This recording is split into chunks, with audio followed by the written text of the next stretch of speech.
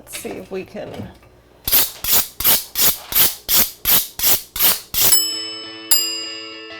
I'm Chef Adrienne Cheatham, and today I'm making soy stout roasted chicken. Normally I'm cooking in a different restaurant kitchen for my pop-up series, but today we're cooking somewhere else. Whose kitchen am I in? Okay.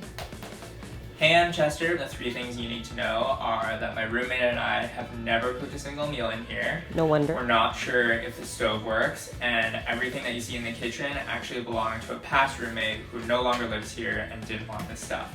So, good luck. Thank you for letting me use your kitchen, Chester. There's actually a lot of counter space, and the most bare of necessities, half of a kitchen shear. If I can find the other half. You can have a lot of space, but if you don't cook in your kitchen, you're probably lacking a lot of essential tools. It is what it is. No wonder the old roommate didn't take these with him. One thing we're gonna do is get a little bit of an edge on this knife. You can use the back side of the blade as a steel. To have like one really good knife is like, you know, a basic necessity. To roast a chicken, you need a chicken. I'm gonna work in the sink primarily just to help keep it contained and clean, because why mess up these nice clean counters that rarely ever get used? Cut straight up the spine. So normally with a sharp knife, you can glide right through. With this one, I definitely had to like saw and hack and fight my way through it, so it took a lot longer than it should have. We're going to roast the 2 halves instead of the whole chicken. We get more golden, even crust and crisp on the skin. And who doesn't like crispy skin on their thighs? I know I do. I didn't see any measuring cups. These are very interesting. Most people have these from takeout. This is a quart container. It is 4 cups even. This is a pint container. A pint is 2 cups. So we need 1.5 cups of soy. Go about 3/4 of the way full. We'll just use the whole thing. Nah. This fish sauce is like pure umami. And now our half of scissors. Very handy. Now we're going to cut the aromatics. Just gonna peel the outer layers. But for the scallions, we're gonna use about 4 pieces. Add these in 1-inch pieces. That is the biggest clove of garlic I've ever seen. Knife had to be good for something. Because our bowl is not big enough, we're gonna use this handy bag. And then squeeze out the excess air. It will need to sit for 2 to 3 hours at least. Growing up, my mom would always roast a chicken. She always marinated her chicken in beer. I worked for a chef who would always baste his chicken with a mix of soy and butter. So I just kind of combined the two. The first time I made this dish was like, oh my God. We stumbled upon something borderline magical. Well, now our chicken is marinated long enough. We can get our oven preheated because you never want to put it into a lower temp. Your chicken will start to cook from within and then you'll just have like soggy skin. That doesn't make anybody happy. We need to find a baking sheet. So we don't have a baking sheet, but we do have the broiler pan. It's actually the lining from the bottom part of the oven. It's not flat. You don't get even browning. You also get the liquid kind of pooling on one side. We're gonna use about 3 stalks of celery, 12 of these large shiitakes. Okay, now our trumpets.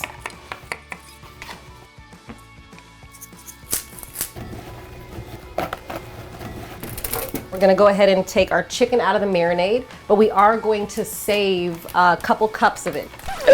Sorry, Chester. We need more bowls. Before we put this in the oven, we're just gonna add a little bit of fat to the skin just to help it crisp up a little bit. It'll take about 30 minutes and we're almost done, I promise, but we're gonna do a couple more veggies besides just the roasted ones to serve our dish with. Oh, sorry.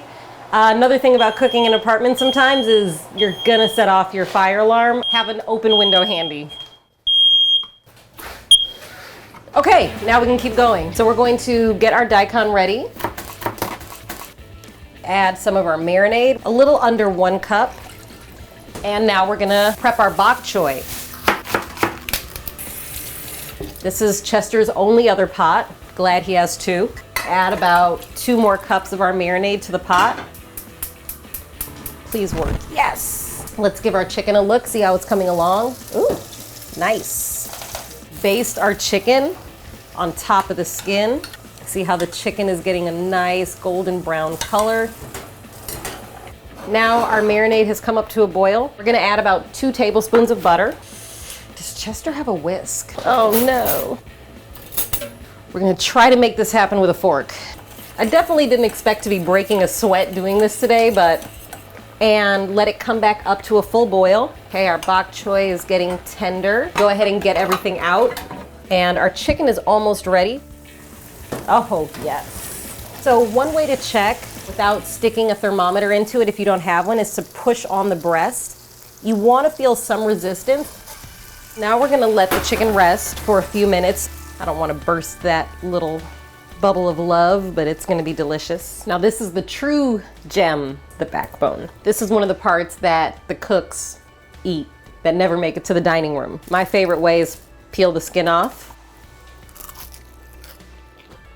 This chicken cooked in this way is kind of like wrapping yourself in a delicious blanket of crispy skin and warmth. From the beer, you get this kind of earthy weediness. The daikon also gives you a change in texture. It's tender. The bok choy adds a nice hit of water, but it still just adds another element of nice vegetal flavor that really complements the meat. A little of the pan juice, clean up the edges, and there you have it.